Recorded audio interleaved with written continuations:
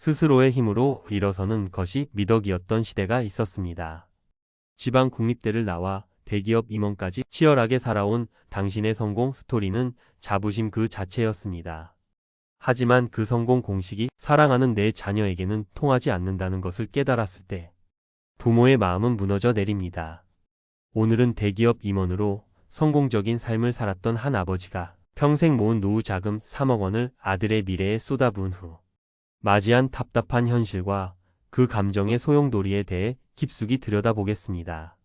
올해 68배 최철우 씨. 그는 스스로에게 부끄럽지 않은 삶을 살았습니다. 지방 국립대 공대를 졸업해 대기업에 입사했고 30여 년간 남들 쉴 때 일하고 남들 잘 때 고민하며 결국 임원이라는 별을 달았습니다. 그의 인생은 성실함이 어떻게 보상받는지를 증명하는 살아있는 교과서였습니다.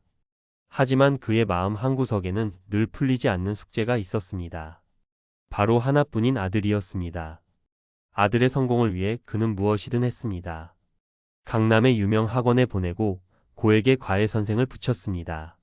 재수까지 뒷바라지했지만 아들은 이름 없는 대학에 겨우 입학했습니다. 졸업 후에는 대기업은커녕 중소기업의 문턱도 넘지 못했습니다. 아버지의 눈에 비친 아들의 모습은 늘 자신감 없고 무기력해 보였습니다. 최철우 씨의 성공적인 인생의 유일한 오점처럼 느껴졌습니다. 퇴직 후 최철우 씨는 마지막 결단을 내립니다. 이대로는 안 된다.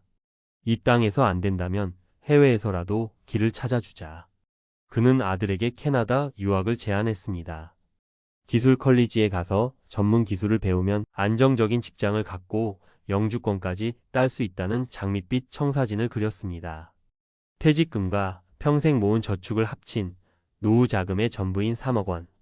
그는 이 돈을 아들의 인생을 위한 마지막 투자라 스스로 되뇌며 미련 없이 모두 쏟아부었습니다. 하지만 현실은 냉혹했습니다. 아들은 2년 과정을 겨우 마쳤지만 캐나다 현지의 치열한 경쟁 속에서 영주권으로 이어지는 숙련직을 구하지 못했습니다. 졸업 후 주어지는 3년의 취업 허가 기간, 이른바 PGWP 기간 동안 식당 서빙 같은 임시직만 전전했습니다. 결국 비자는 만료되었고 아들은 빈손으로 도망치듯 한국으로 돌아왔습니다. 오늘 최철우 씨의 집에는 숨 막히는 침묵만이 흐릅니다. 30이 훌쩍 넘은 아들은 다시 부모의 집으로 들어와 자기 방에 틀어박혀 있습니다. 무엇을 하는지, 무슨 생각을 하는지 알 길이 없습니다. 아들의 얼굴을 볼 때마다 울화가 치밀지만 차마 쓴소리를 할 수도 없습니다. 3억이라는 돈과 함께 부자지간의 대화마저 사라져 버렸기 때문입니다.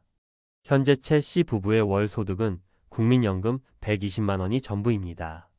한때 대기업 임원이었던 그의 통장은 이제 매달 마이너스를 걱정해야 하는 처지가 됐습니다. 성공한 인생의 황혼기에 그는 희망 없는 아들과 함께 이 답답한 집안에 갇혀버렸습니다. 매일 밤 그는 잠 못 이루고 자문합니다. 내 인생은 도대체 무엇이었나? 아들에 대한 원망, 그리고 그런 아들을 만든 것 같은 자괴감. 이 모든 감정이 뒤엉켜 그의 남은 날들을 갉아먹고 있습니다. 최철우 씨의 비극은 과연 그 혼자만의 이야기일까요? 아닙니다. 이것은 수많은 부모님들이 빠지기 쉬운 3가지 위험한 착각이 만들어낸 현실입니다. 첫 번째 착각, 고학력 투자는 반드시 성공한다는 낡은 믿음입니다. 최철우 씨 세대에게 좋은 대학, 좋은 학벌은 성공의 보증수표였습니다. 하지만 지금은 시대가 변했습니다.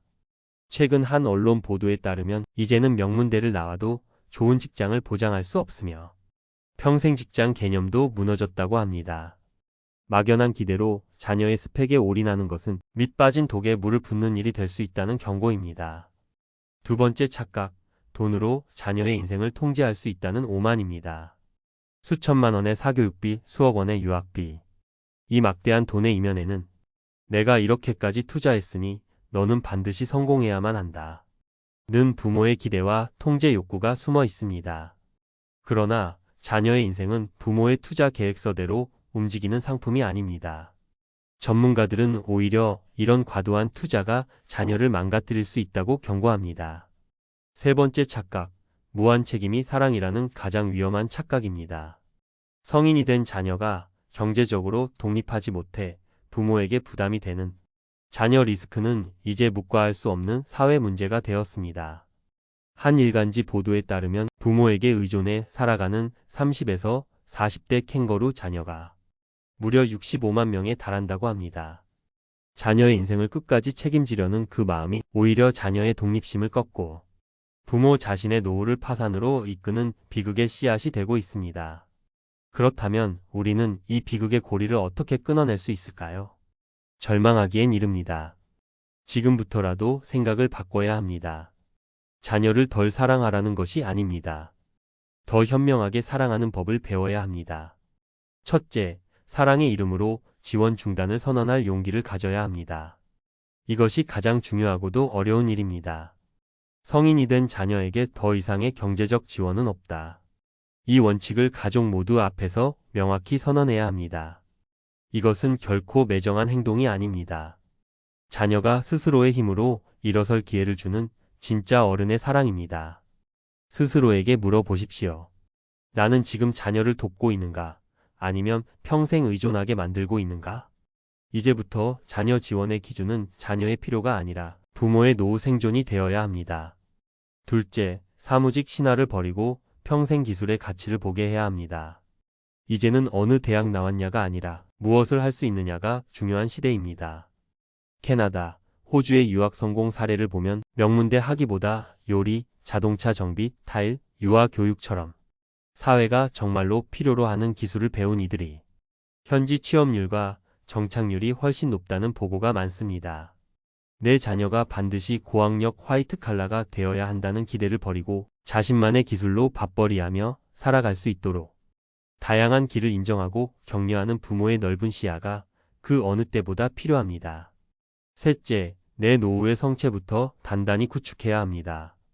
자녀에게 모든 것을 내어주기 전에 당신의 노후 계획부터 점검해야 합니다. 자녀 걱정은 그 다음입니다. 나의 노후 최소 생활비는 얼마인지, 국민연금 외에 어떤 안전장치가 있는지 명확히 파악하는 것이 우선입니다. 주택연금은 자녀에게 물려줄 재산을 포기하는 것이 아닙니다. 자녀에게 손 벌리지 않는 독립적인 부모가 되기 위한 최선의 선택일 수 있습니다. 또한 잠자고 있는 IRP, 개인형 퇴직연금 계좌를 적극적으로 운용해 단 1%라도 수익률을 높이는 작은 노력이 자녀에게 쏟아부은 헛된 기대보다 훨씬 더 확실한 노후 대비책이 될 수 있다는 사실을 기억해야 합니다. 최철호 씨의 답답한 현실은 우리 사회 수많은 부모님의 자화상일지 모릅니다. 자녀를 향한 헌신이 후회와 원망으로 돌아오는 이 비극은 이제 우리 세대에서 끝나야 합니다. 우리가 자녀에게 물려줘야 할 최고의 유산은 아파트 한 채나 통장의 돈이 아닙니다. 부모에게 기대지 않고 제 힘으로 당당히 살아가는 독립적인 삶 그 자체입니다. 그리고 우리 스스로도 자녀 걱정에 짓눌린 노후가 아닌 온전히 나 자신을 위해 살아가는 존엄한 노후를 맞이해야 할 권리가 있습니다. 오늘 그 위대한 독립을 위해 당신과 당신의 자녀 모두 첫걸음을 내디디시길 진심으로 응원합니다. 오늘 내용이 당신의 마음에 작은 울림을 주었다면 구독과 좋아요로 저희에게 힘을 보태주십시오. 그리고 비슷한 고민을 하고 계신 분들이 있다면 댓글로 여러분의 소중한 생각을 나눠주시길 바랍니다. 여러분의 이야기가 또 다른 누군가에게는 큰 위로와 지혜가 될 수 있습니다.